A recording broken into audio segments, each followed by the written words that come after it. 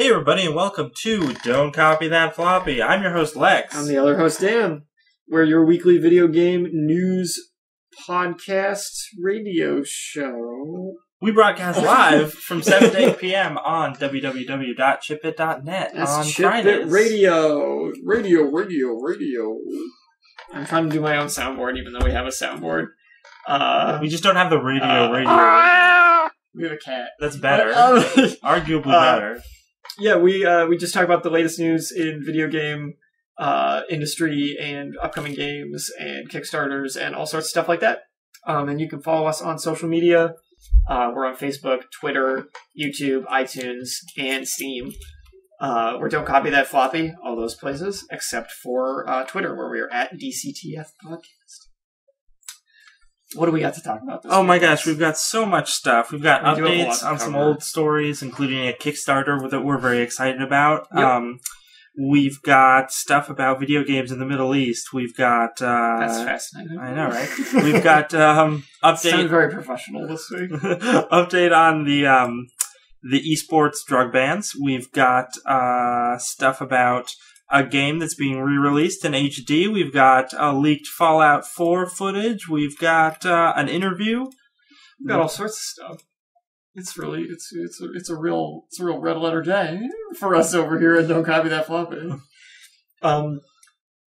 So let's say we start with a Kickstarter we've been following, which is the documentary about Midway Games, specifically their legacy from the 1990s, as far as making arcade games. Entitled Insert Coin Inside Midway's 90s Revolution. Yes. By Joshua Tsui. I'm assuming that's how that name's pronounced. Probably. Unless it's like Tui or something weird. I don't know. So yeah, this documentary went up on Kickstarter, and it's basically going to be covering all sorts of stuff about Midway from the 90s, like what it was like at that studio, games that were never released, games that were released, and like controversies around them. Obviously, people know about Mortal Kombat. There's some other stuff as well. And how this place was kind of just this weird freedom of creativity kind of studio where everybody could kind of just like experiment and do what they wanted. And that's why so many of these interesting titles came out of it. I think this is a really cool idea. And the Kickstarter only has 63 hours to go and is at $65,000 out of its $75,000 goal. So, Lex, you sent me this link earlier today, and they were only at 57,000. And I was like, oh no, they're not going to make it. But in the past, 2 hours, they've jumped up to $65,000. So maybe they can squeeze out that last 10K. If they have a couple more rich friends. Yeah, are any of the big backer rewards left? There's a 3,000 and two 5,000s left. But it is interesting that they had 4 7,500s. Those are all taken. Yeah. They had 8,500 that is also taken. So the highest level ones have all pretty much gone. Which is interesting. Somebody really wants this documentary. I really hope that it's just the dudes who were the executives at Midway are just like, what? I hope so. I always wonder who it is that gives the money for those big backer rewards. Yeah. At these. What is this person like? And sometimes, how lavish is their life? Well, sometimes you find out because the biggest rewards are have that person featured in whatever the media is. And I believe in this, one of the top backer rewards is that you get to be in the documentary. And wax nostalgic about your Midway game experiences. Yeah. With NARC. Say no to drugs. So we're going to see who that $85,000 guy was. Yes, I'm assuming. 85,000. 8,500. If only it was 85,000. If it was 85,000, this documentary would be getting made right now. We'd be done. We'd be all set. Talking about this. Speaking of Kickstarter, I dug up this article from Polygon on August 11th, because we kind of like to talk about Kickstarter games that fail or succeed, and why they may have failed or succeeded. This was a Kickstarter from a couple years ago, but a game called Wolf? It's not Wolf spelled like Wolf. With 2 O's. The Red Hood Diaries, which is a fantasy-themed 3D platformer. It's released on Steam in March of this year. The Kickstarter to make it was successful, brought the team more than $72,000 and around 2,400 backers. But having been out on the open market now for about 5 months, the game has failed to sell enough copies for them to keep their studio doors open. So they have filed for bankruptcy. That's interesting. Yeah. Because usually when we do these, the problem becomes that the developers do not produce a product. Right. Or they produce a product that is seen by many people as being really unfinished. Very poor. Or they just don't make it. Yeah. In the first place. And with this, I mean, I don't know what its reviews were like. I feel like they were just kind of meh. But it wasn't that people made a huge uproar about how it was terribly made. It's just that even though there was all this interest when they were kickstarting it, when the game was actually available, there was significantly less interest. On Steam, it's got a 6 out of 10 right now. But it's only a $10 game. Its reviews are mixed. But it only has 482 reviews, which is really not that much considering how many backers it had and how much money it made on Kickstarter. Yeah. I mean, the idea behind it as well, it says that the CEO of the development studio, he said that he wanted... They only have 6 people. They have 2 artists, 2 programmers, a writer, and himself. And he wanted to kind of try to make a 3D indie game that felt more like a AAA title. Like, it felt closer to a AAA title than, like, the pixel-based games that you usually see coming out of indie studios and stuff. Okay. He wanted it to have the look and feel of this bigger budget game. And he wanted to prove that that could still be done with a very small team. So it's sad, because there's a quote from him in here. His name is, he got a very interesting name. Wim Wouters. It's different. Wim Wouters made Wolf. the web. We shouldn't laugh. His studio's bankrupt. Stop it. Oh, God. He says, the optimist in me led to believe that we could actually pull off making a bigger, in quotes, indie title. I really wanted to prove an indie game did not have to be rendered in pixels or stylized as a solution to cut development costs. I wanted to believe that a team of 6 to 10 people could make a game that looked and felt AAA. Boy, was I wrong. It's sad, because clearly this guy had a vision and hopes for this that maybe set a precedent for something, and it seems like it really just blew up in their faces, which is too bad. Yeah, I like, part of me wants to try the game out, but I don't... Do you have any screenshots you can bring up? I know there aren't any included in this article, but you had the Steam page open. I did have the Steam page open. Because one of the things that, like, AAA games look amazing. They have hundreds of people working on them. Right. Oh, this does actually look really good for an indie game. It does, for like a $10 indie title. Like, it's nice looking. Yeah, wow. Well, they did the water was really nice and everything. They did a good job. If I was my big issue with it, and the thing that kind of discourages me from giving it a go, I mean, it's only $10, is that I'm not a big fan of the, like, twisted fairy tale genre, because it's very clearly like a twist on Little Red Riding Hood. Yeah, and I mean that... kind of like what Alice Madness Returns I was about to say, there's clearly a niche market for that. But, but it's not something you see very often. Yeah, and it's not my thing. Mm-hmm. So, I feel like maybe if this game had a different style to it, I would be more inclined to give it a go. But either way, it's still on Steam. Bankruptcy of the studio notwithstanding, so if you're interested, give it a try. Oh geez, their most recent update is just entitled "Game Over" in all caps. That's very sad. It's done. There is no way back. We tried. We failed. Pizza time! I'm sorry, that was insensitive. Let's talk about something else. Good news for you, Lex. Final Fantasy Remake's done. It's out. Thank goodness. You can get it. If you want to play the 2D beat 'em up version of Final Fantasy VII. What? And it's not actually done. It's like a demo.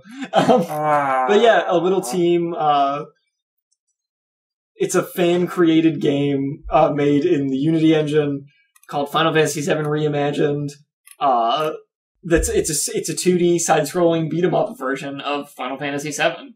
There's a little video of it you can watch, and you fight the robot scorpion boss and like guards from what's the name of the company? Shinra? I think so. Yeah. Shinra guards and things like that. It looks cool. You play as Cloud and Tifa. So yeah. How are they allowed to make this? How has Square Enix not sued the pants off of them? I have no idea. Maybe Square it's Enix going to be is free. Really cool. You're not going to charge money for it? Okay. That could be it. Even then, though, you still see suits a lot with this kind of stuff. I mean, maybe they will get sued. If they were making a Nintendo game, let me tell you. I mean, this information on it is like from today. So this just showed up.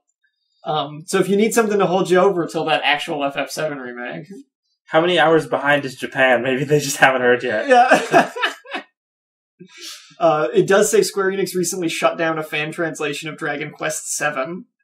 Yeah, so you'd think they'd put a stop to this. Yeah. So if you want to play that demo, you better play it soon. Yeah. We predict it will be gone. Square Enix is notoriously quick to send out cease and desist letters to fan-developed projects. Mm-hmm. So, get it while it's hot. Why don't you take us in this next one, Lex? PlayStation. Wait, did I find this article? I don't think so. Okay. I think you didn't send it to me. I dug it out. Okay. I can't take us into it then. I have no Why idea not? what it's about. Yeah, you do. It says it right in the title. Fine. Right, an article published in Polygon on August 14th. I've been talking too much. Today. You gotta do it. We have an article entitled PlayStation Experience 2015 hits San Francisco this December, which is pretty self-explanatory. Yeah, right? Come on, man. This happened last year. So yeah, like last year, Sony's going to be doing a 2D PlayStation-centric game expo. Last year in Las Vegas, this year in San Francisco. They will deliver hands-on time with 2015 and 2016 games and some major PlayStation announcements. 2-day tickets for $75. There's going to be a Capcom Cup of the culmination of the 2015 Capcom Pro Tour, the official Street Fighter fighting game league. Whoa. So there you go. Yeah, so if you're interested in Sony stuff, look forward to that. Coming up in December, and I'm sure we'll cover that. And if you're in San Francisco, you're already into tech stuff. That's what they do there, right? Yeah. You love that and going up and down hills. They love that. That's all day. Every day. I went there for one day and I went up a lot of hills. All I can ever think of, because I've never been, but all I can ever think of is like when it's winter there and it gets icy, it must just be a nightmare. It's California. Yeah, but San Francisco is Northern California. They still have winter there. That much winter? Maybe not that much winter. I don't know. Listen, I've watched a couple episodes of Monk, and in those episodes... Is there snow? There was snow. Oh my goodness. Monk with Tony Shalhoub on USA. Okay, let's just talk about Monk for the next 45 minutes. Sounds like a better use of our time. No, but this is a cool article. And this one you found, so take us into this one. Okay, so I found an article on the most exciting of news sources, NPR. This is on NPR. Yeah, you didn't know, did you? Oh, you can listen to the story. 1 hour of Asian flute music from a small tribe on the hills of eastern China.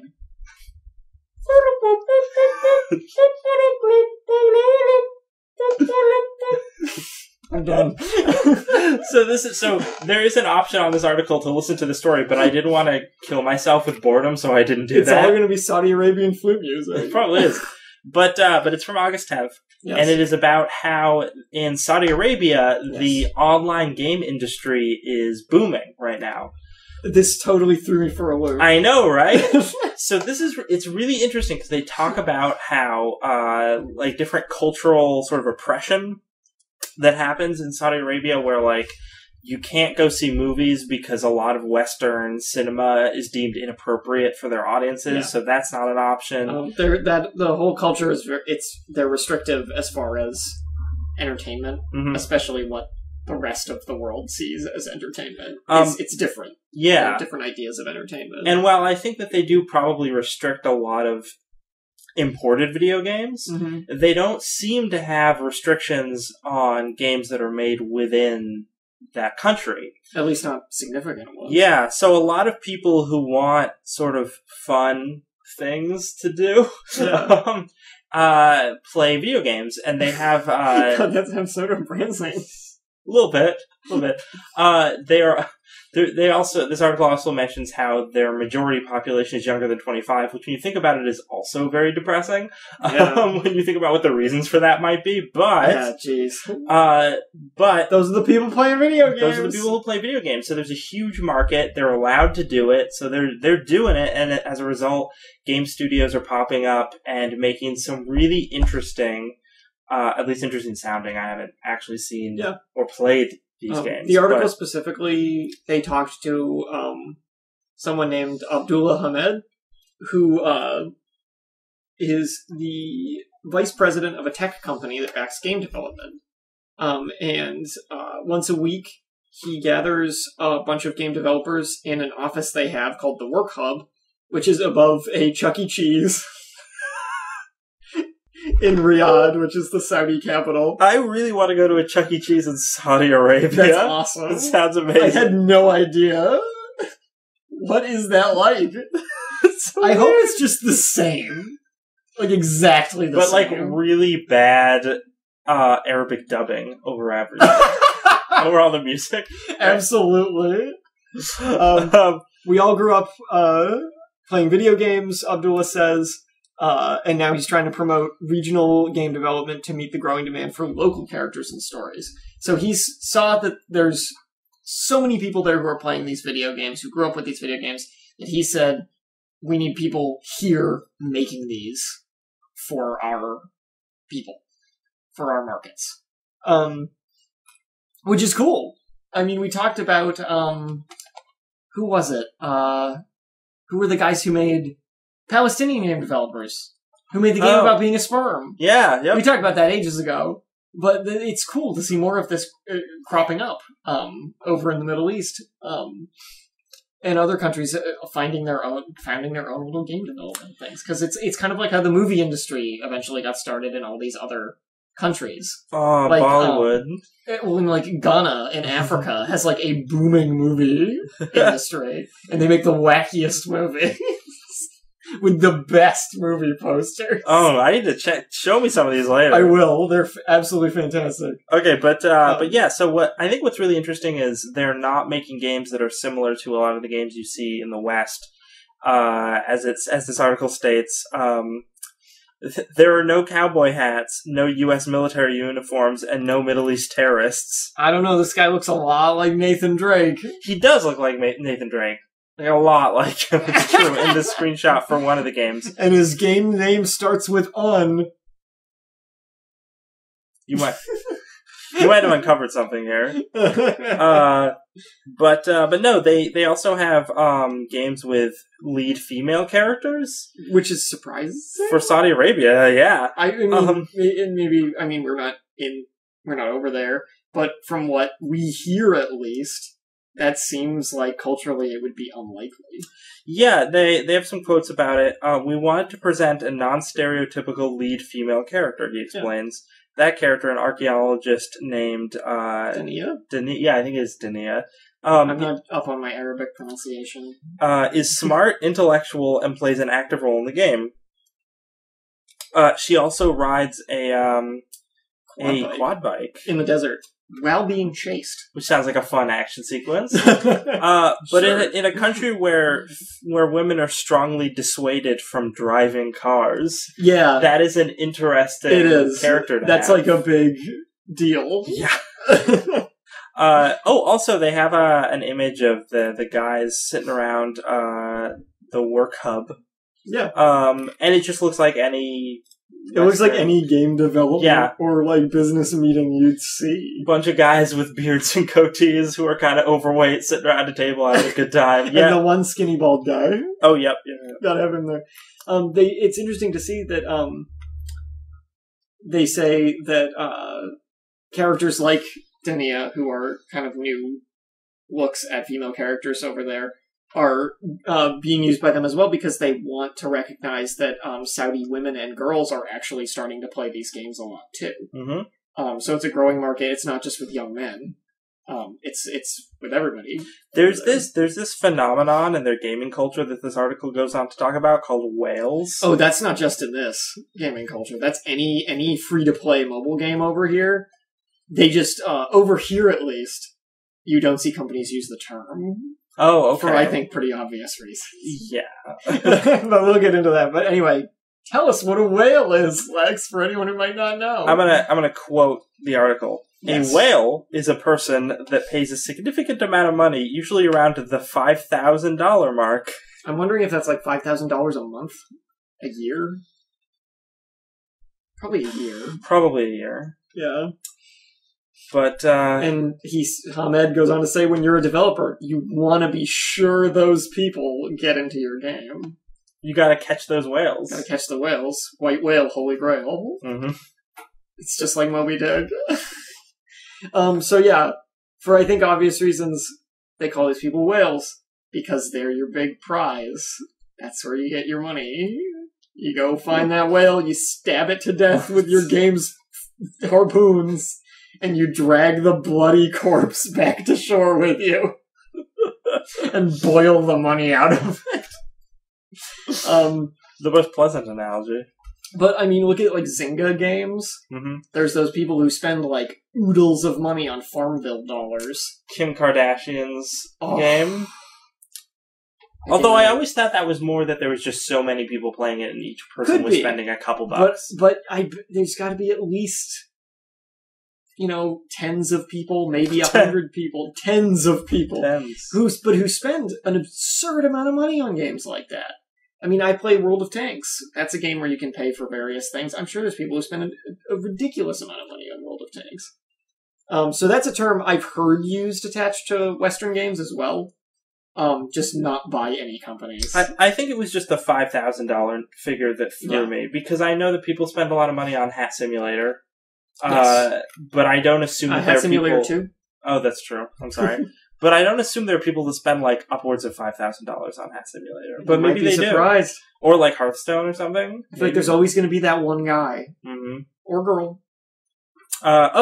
In this article goes on to talk about a female game designer.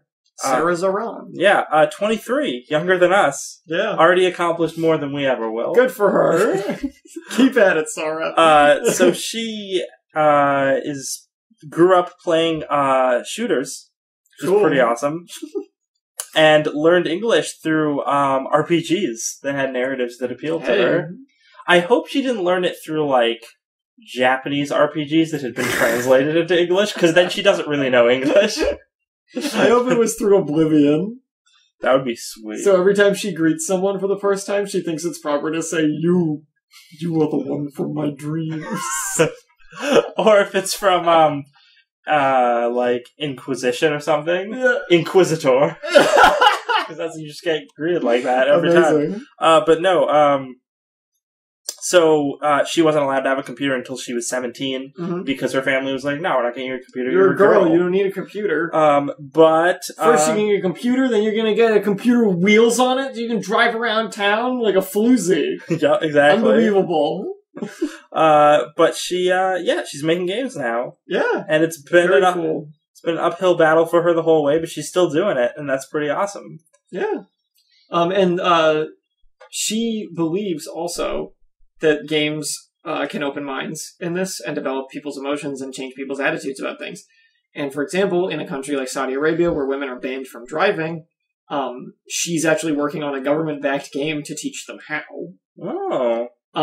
Which she believes is a sign that they're eventually going to be softening their restrictions on women driving. That would logically mean that, yeah. Yeah, I think pretty clearly. So that's cool. She's actually doing something that's going to be changing the government regulations of the country. And it's a video game. Good job, video games. Saving the day again. You Video did it. games. Speaking of video games, you know who makes video games? Electronic Arts. You know who we wish didn't make video games? Electronic Arts. Yep.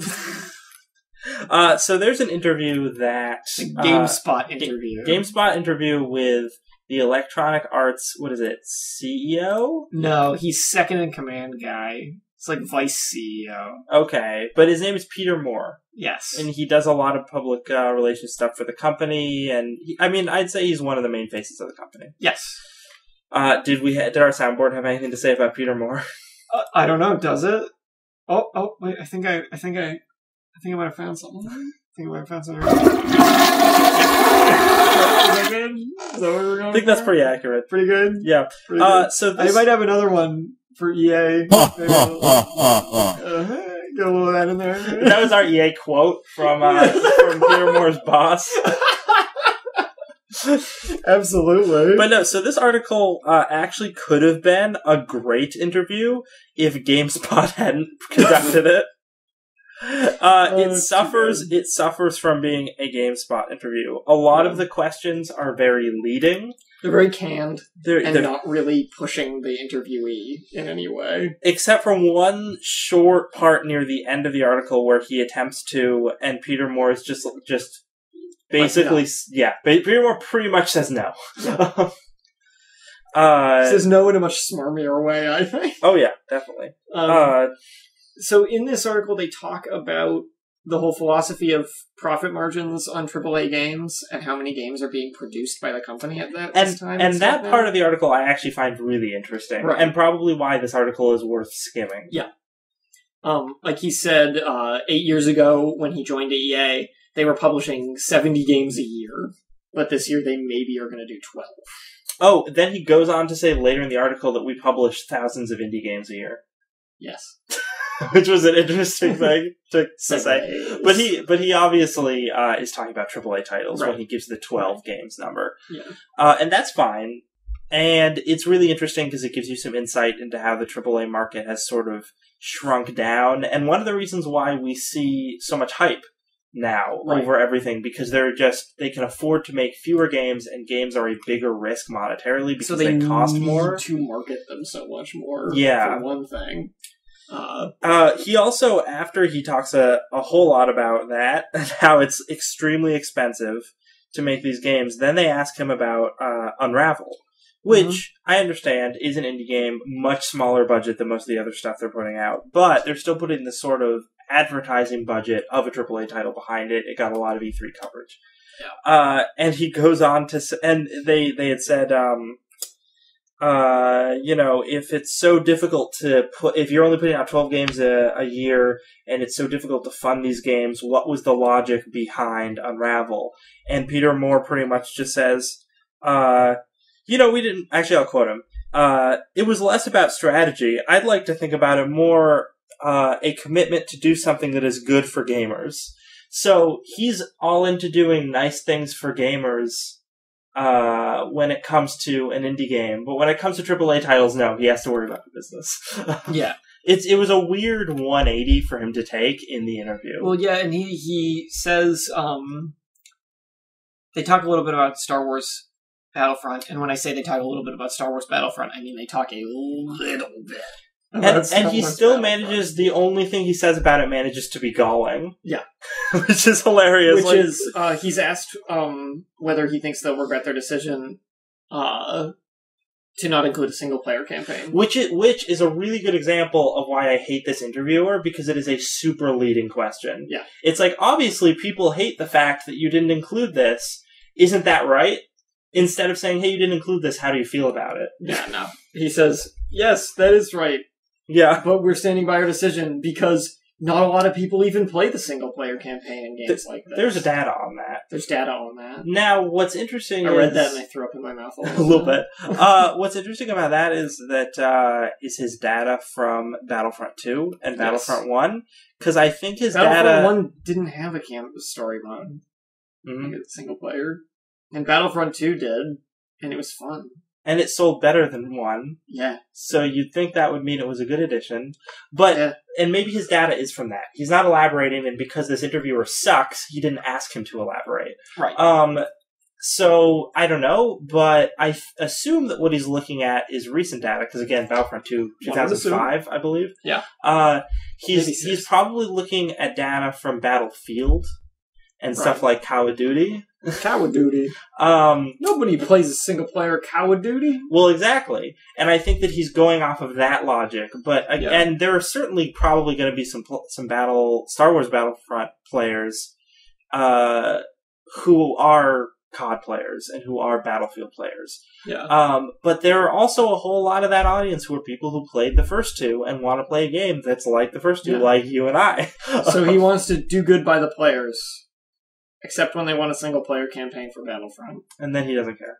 Or split-screen multiplayer. And then he really doesn't care. He talked a little bit about Jade Raymond. And, what's the other person from Amy Hennig. Yep. From Naughty Dog. But who are now both at EA. Yeah, but pretty much all he said was, I've known them for years. They're great people. We're happy to have them on board here at EA. Super canned. Yeah. Oh, I'm sorry. My robot voice slipped out. The most can.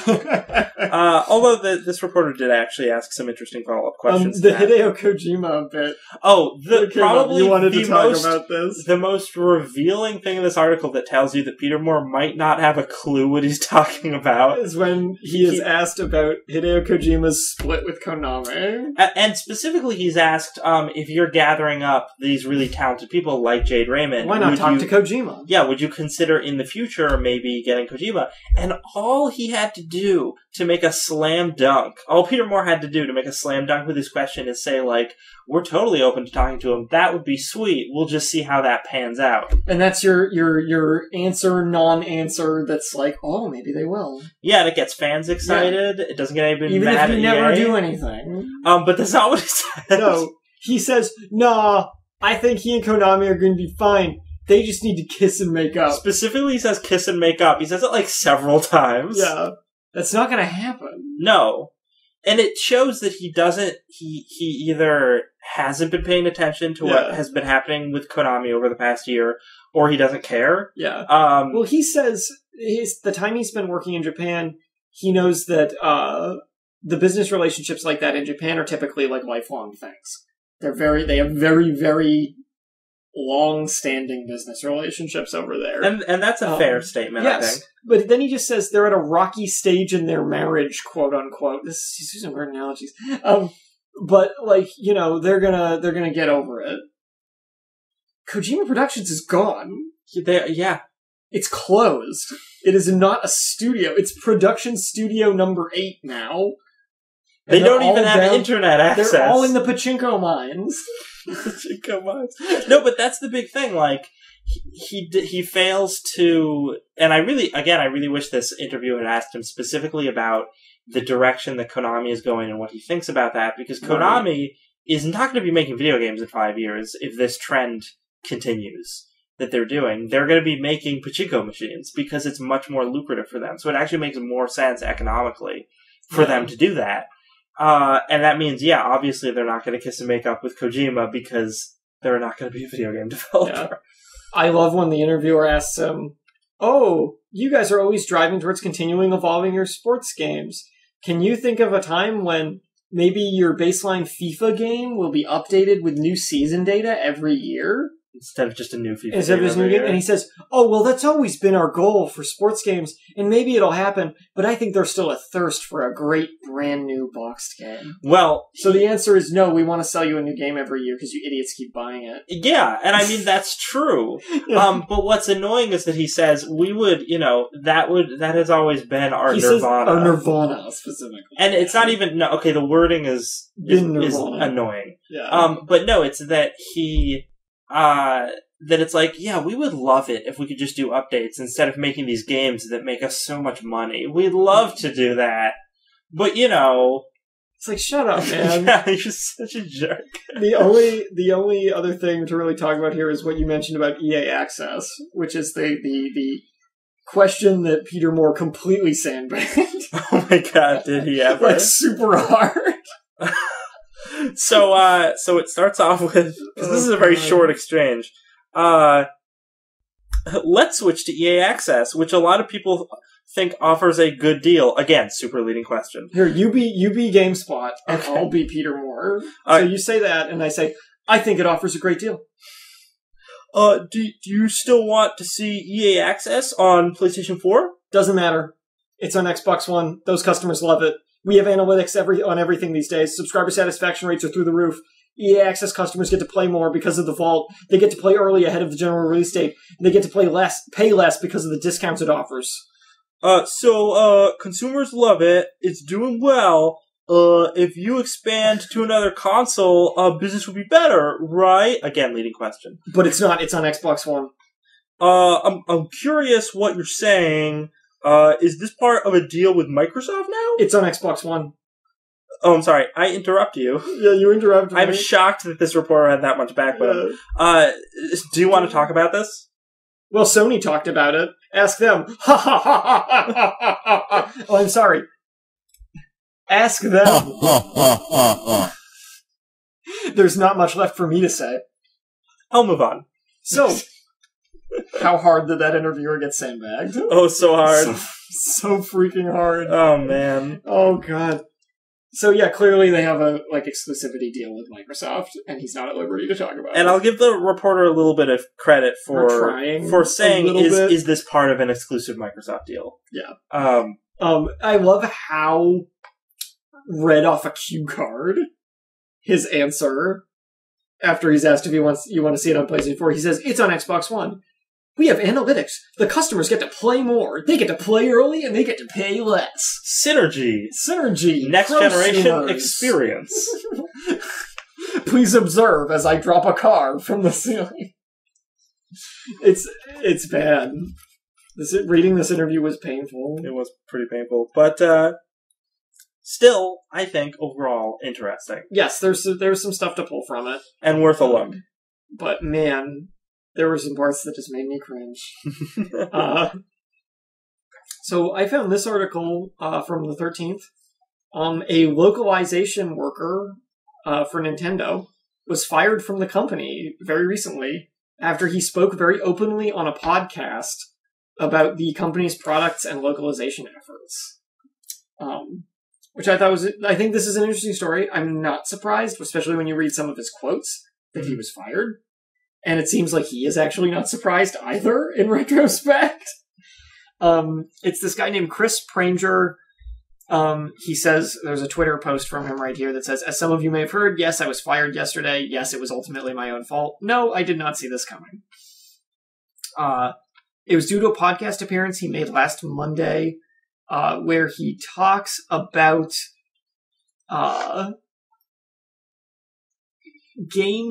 questions he hears from people frustrated at Nintendo for not bringing certain games stateside. There's all these groups of people who want Nintendo to localize certain games that Nintendo doesn't want to localize for whatever reason. And an example, he says Captain Rainbow, which is a game that he says is, it's very, very Japanese. And people always say, look how many people want to play Captain Rainbow. Look how many people want to play Captain Rainbow. Don't you guys want money?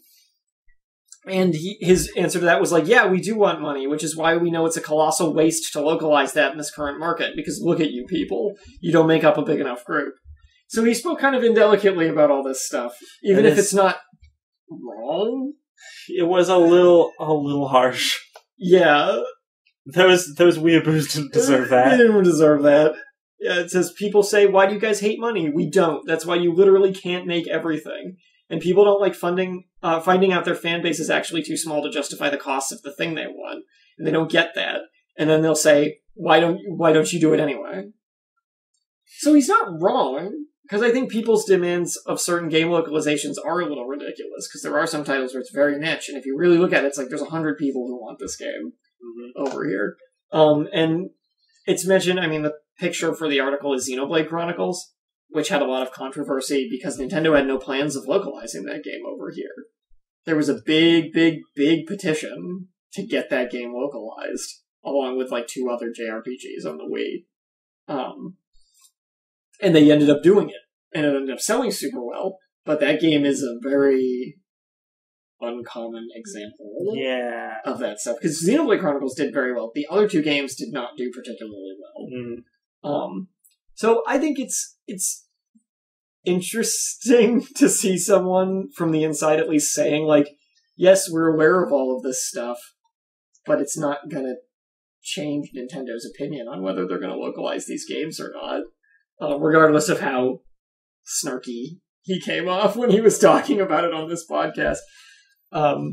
But it's interesting because because I hadn't heard about this article prior to this, and I had assumed that he had given away some sort of secret that if he had a non-disclosure agreement, Nintendo could just immediately fire him over. But no, he's just talking about business practices, and because he's not a PR person for their company, he's just not clearly allowed. not with the way he's talking about well, it. no. Man, we see we do stories on a regular basis about just game companies not knowing how PR works. Yeah. I mean, I guess Nintendo does know how PR works, because when someone does something like this, which they got rid of him. Bad PR, they were like, nope, you're gone. Konami doesn't, though. Nope. Back to the pachinko mines. Oh, mind those little silver balls. Everybody needs more. They will never stop playing. They need to play Silent Hill. The 2015 International Dota 2 Championships. Oh, so this happened last weekend, right after our last show. Yeah. It's August 8th. This is a story from Polygon. Yep. And this is... We have another story from Kotaku as well. Oh, from the okay. 9th. They're both more or less the same thing. The America one and all. USA. USA, hashtag freedom. Hashtag... Step it up, UK listeners. Love you guys. Hashtag America. Our friends across the pond. But no, what was the team's name? Evil Geniuses, yes. Yeah. Who overcame CDEC, the very mechanically named Chinese team who they were up against. Of course they were Chinese. If only they could... It only would have been more Chinese if they were a combination of letters and numbers. I want to just say my favorite thing about this article right off the bat, which is that Evil Geniuses... They talk about how Evil Geniuses is one of the most prominent esports organizations in North America. Team placed third at last year's competition, but they were considered to have underperformed since they had to replace one of their most important members, Clinton Fear Loomis, due to injuries that many felt would end the older player's career. The way that's worded just sounds way too dramatic to me. Well, it sounds like football, right? Yeah. Because when you get an injury in football, it can end your career. If you break your leg. Yeah. But... I mean, I looked him up, this guy. Do you get, carpal tunnel or something? I don't know. He had some kind of arm injury. It didn't specify when I read about it, so I don't know if he broke his arm or something, but for some reason he couldn't play Dota 2. What I really thought was funny, though, is it says, older player. Oh, yeah. He's 27. He's 1 year older than us.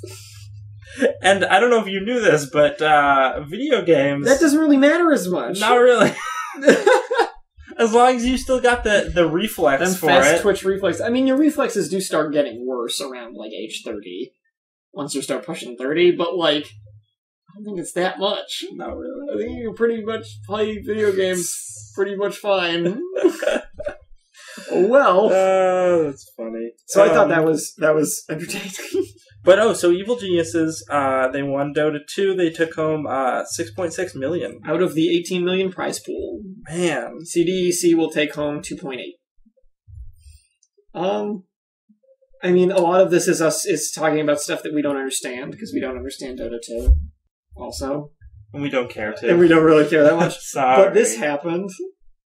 Good, no, good. So cool. Good for Evil Geniuses. Good for them. Esports is still getting bigger, which is cool and nice to see. Yeah. America won, so everything's as it should be. Exactly. And eagle flies overhead.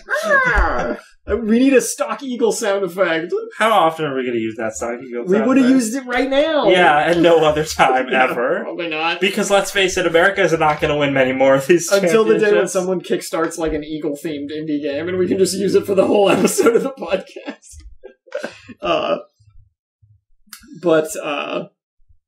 Yeah, but Mr. Fear was back this year, and it didn't stop them from winning.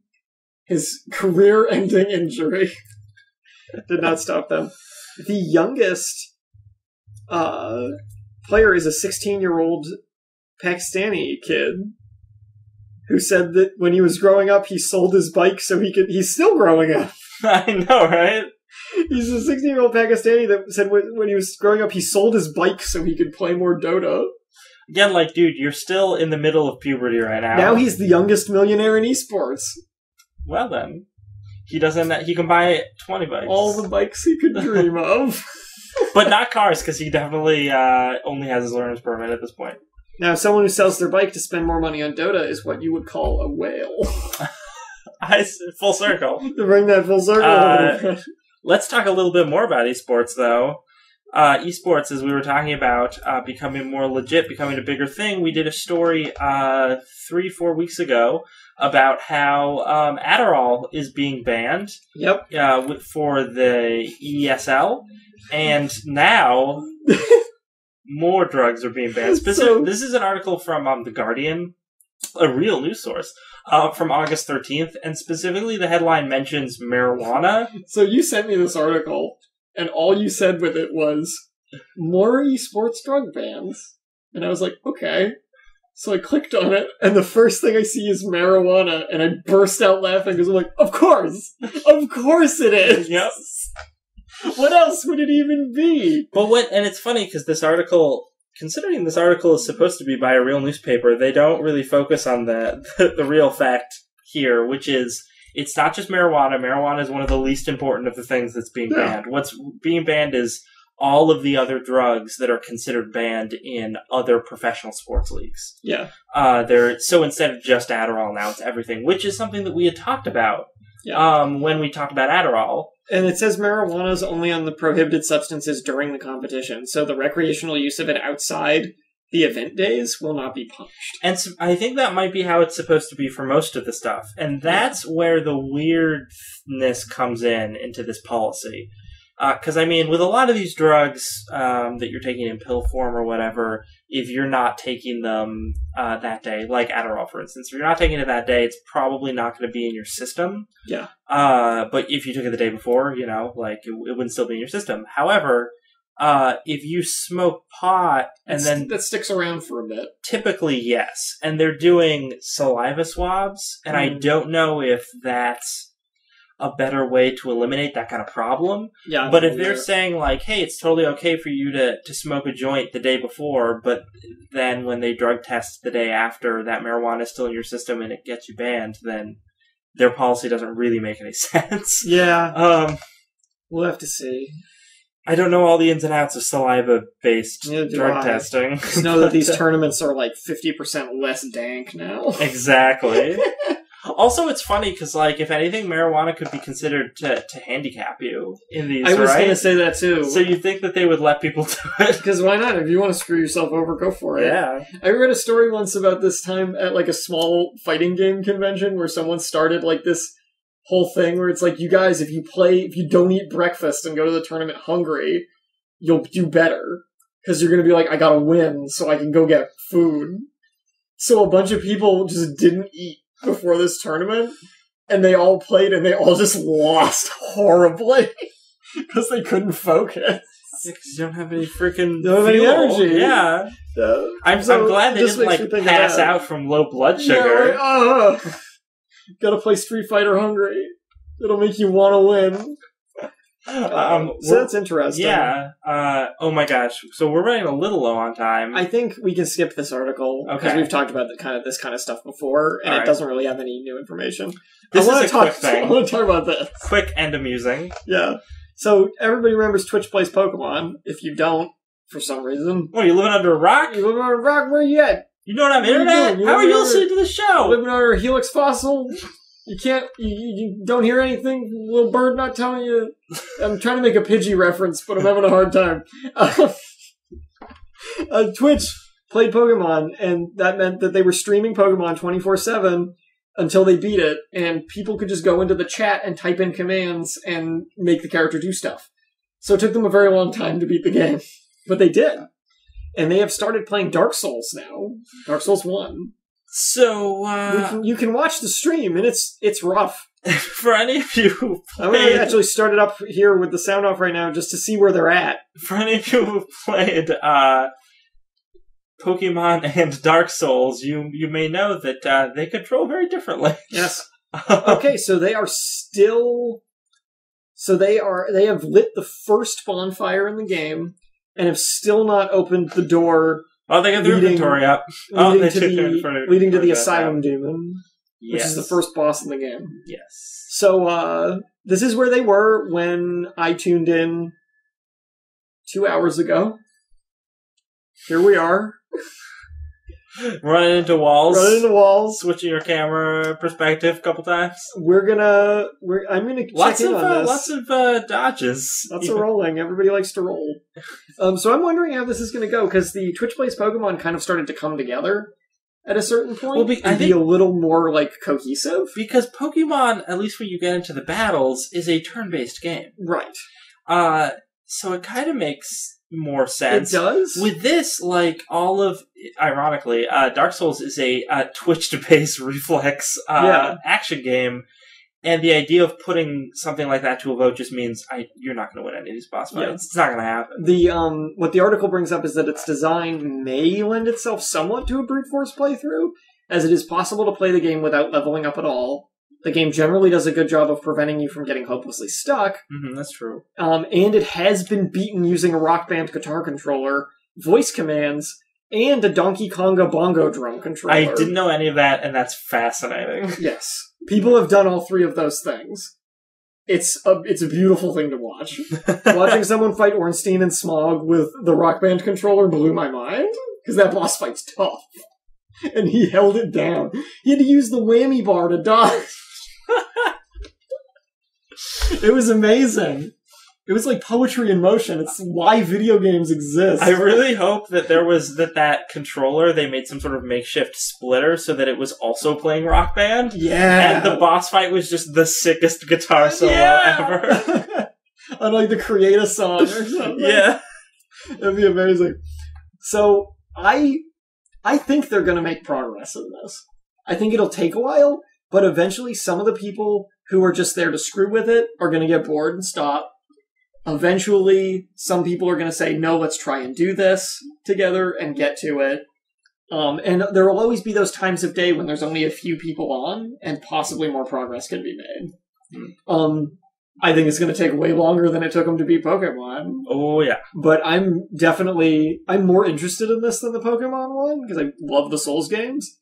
So I'm going to be checking in on this every so often. Maybe I'll do a weekly update. You should do a weekly on Twitch Plays Dark Souls, where they got to. As of right now, they're 10 minutes into the game. Maybe.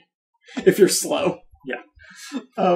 So I would like to talk about pornography and then about Capcom. Let's do that. Let's talk about both of those things. Yeah, and then end the show. Yes.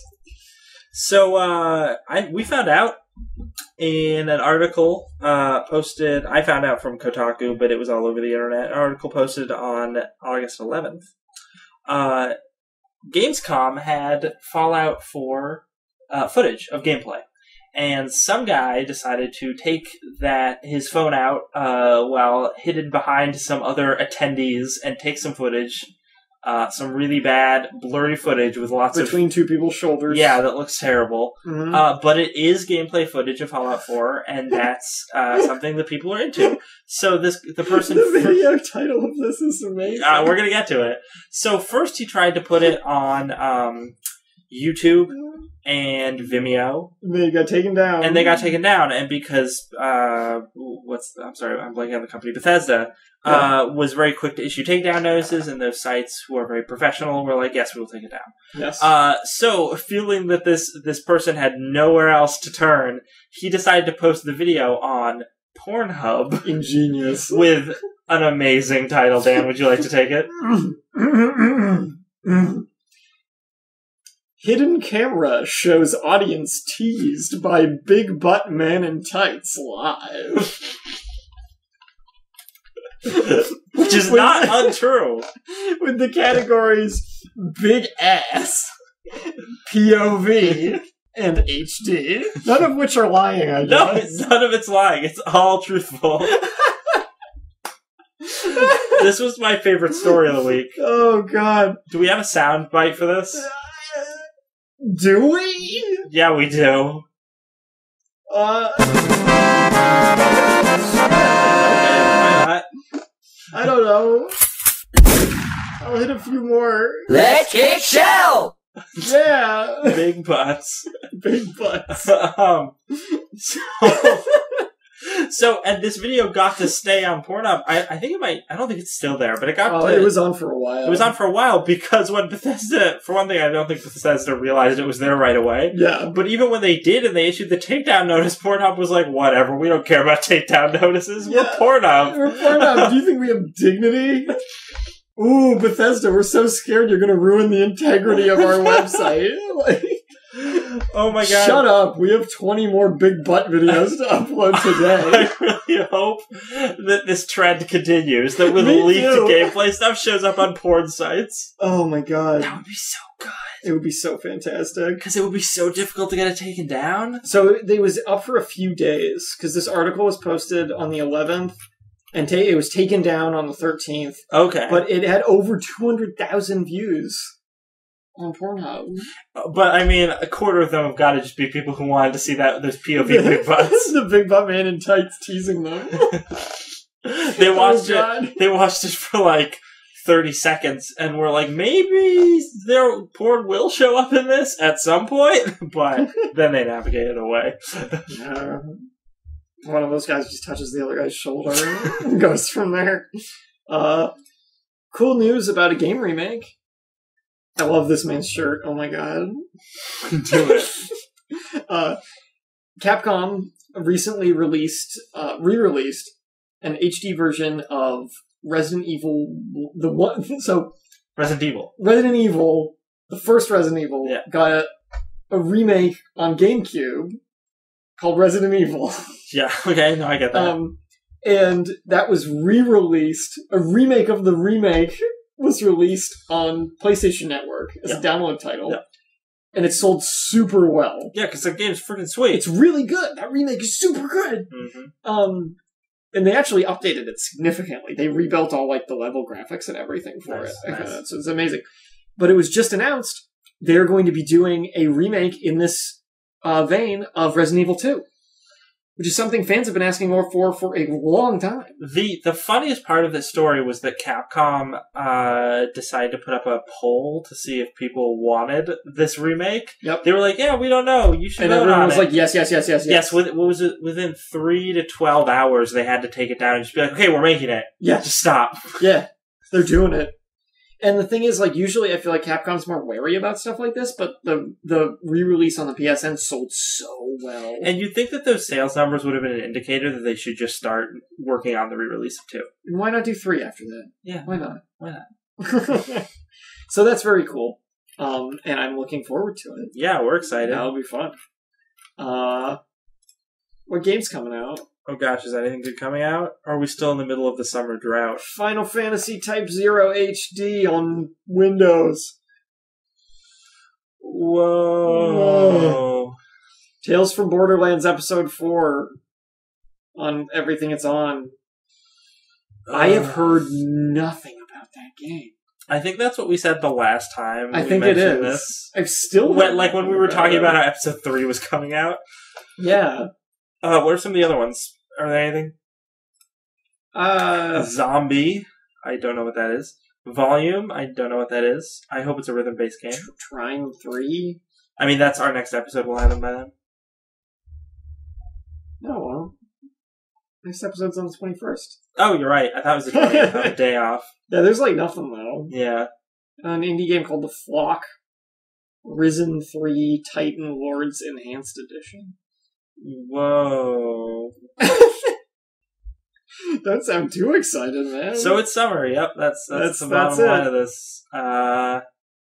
Cool. Oh, that's funny. Gauntlet Slayer Edition is still TBA on this list. That came out on the 11th. I played it. It's very fun. Oh, that's good.